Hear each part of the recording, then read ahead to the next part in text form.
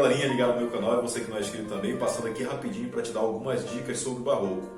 Mas para falarmos do Barroco, convém nós nos lembrarmos lá da Idade Média, daquele período em que vivia-se a questão do teocentrismo, aquele pensamento religioso que dizia que Deus era o centro de todas as coisas. E também você vai se lembrar do Renascimento, mais tarde, que já falava no sentido oposto, que o homem era o centro de todas as coisas, o antropocentrismo, ou seja, essas duas oposições aí. E essas duas oposições vão estar presentes em um evento lá no século XVI, mais tarde, chamado de Revolução ou Reforma Protestante. Essa reforma protestante vai tentar, de certa forma, cabeçar esses dois elementos, só que na figura central agora vai ser a salvação do ser humano. Então, o pensamento mais religioso. Detalhe importante, pessoal, falando dessa estética chamada barroca, lembra sempre dessa palavrinha que eu vou colocar bem aqui, contradição. Então, essa palavra contradição vai ser uma das marcas do barroco. Pensemos o seguinte, vamos lá rapidinho, falamos lá na Idade Média, pensamento teocêntrico, depois do Renascimento, pensamento antropocêntrico.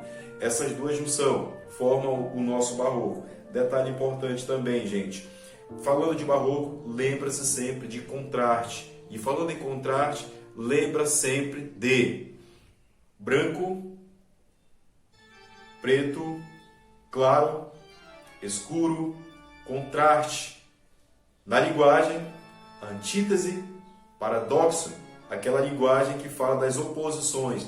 Detalhe muito importante também, nas telas, nas pinturas, você vai perceber toda essa contradição também presente. Outra dica muito importante, pessoal, na literatura existiam duas vertentes, dois pensamentos que estavam presentes na literatura barroca, que era a questão do cultismo e o do conceptismo. Mas o que é isso? Cultismo, jogo de palavras. Conceptismo, jogo de ideias. Então, são essas dicas muito importantes aí. Por que, a suja pergunta então, por que barroco era também conhecido como arte da Contra-Reforma? Facilmente dou essa explicação aí. Arte da Contra-Reforma porque lembremos que eu falei para vocês que lá no século XVI, pelo período da Reforma Protestante, ou Reforma Religiosa, onde a Igreja Católica praticamente perde a metade dos seus adeptos, dos seus súditos, pela questão ali de princípios, princípios combatidos ou princípios contraditos por algumas ideias de alguns pensadores, de alguns estudiosos, também teólogos, como um deles foi Martinho Lutero. E aí, quando ele produz aquela obra intitulada 95 Teses de Justificação pela Fé, então a gente vai perceber que a igreja passa por esse período aí de turbulência, digamos assim, e ela tentou reagir isso de alguma forma, através de indexo proibitório, vocês já leram sobre isso na história, e também outra dica importante, a igreja tenta estabelecer e tenta estender ou encurtar o laço entre a teologia, mais a arte, mais a literatura, e aí surge o período chamado de barroco, onde a igreja tenta, através do barroco, trazer de volta os seus adeptos, os seus membros, digamos assim, através da literatura e através da arte, da filosofia também. Então, a arte vai trazer então esse cunho religioso, a literatura também, e aqui no Brasil isso vai ser muito forte quando você lê, por exemplo, as poesias de Gregório de Matos Guerra. Então, prestem bastante atenção, pessoal, essas dicas são muito valiosas.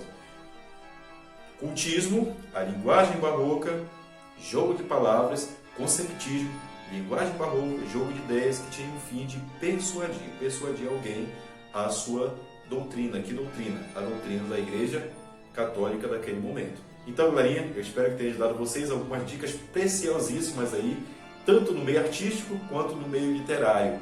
Lembre-se disso, barroco é uma forte pedida aí para o vestibular.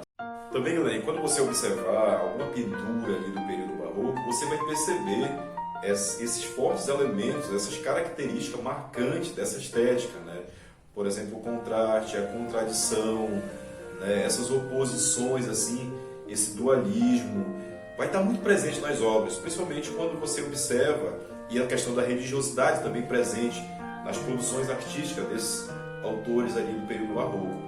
A questão do claro e do escuro, a evidência mais no rosto das pessoas ali nas pinturas. como pano de fundo o lado escuro, né? Dando esse contraste aí. A gente vai perceber também a questão desse dualismo de pensamento, dualismo doutrinário, que é o teocentrismo e o antropocentrismo dentro das obras também. No momento que está valorizando a figura humana, valoriza também a figura teológica, né? O lado espiritual vai estar muito presente dentro das pinturas também. E aqui você vai observar nessas pinturas que eu estou colocando aqui à tua disposição para você enxergar. E depois você vai investigar melhor, mais de perto, essas pinturas quando você estiver aí nos seus estudos particulares, quando você estiver investigando, quando você estiver olhando, observando as pinturas de Caravaggio, por exemplo, né? Você vai perceber esse forte contraste aí. Esse contraste, essas oposições muito presentes dentro dessas pinturas. É isso aí, galera. Então essas foram as dicas da arte barroca, o barroco também na literatura. Eu espero que eu tenha contribuído com vocês. Fique atento nas próximas dicas também. Se você não é inscrito no meu canal, se inscreva. Se gostou, dê o like. E também deixa aí seu comentário como sugestão. Beijinho, galera. Um beijo no coração de todos. Fique com Deus.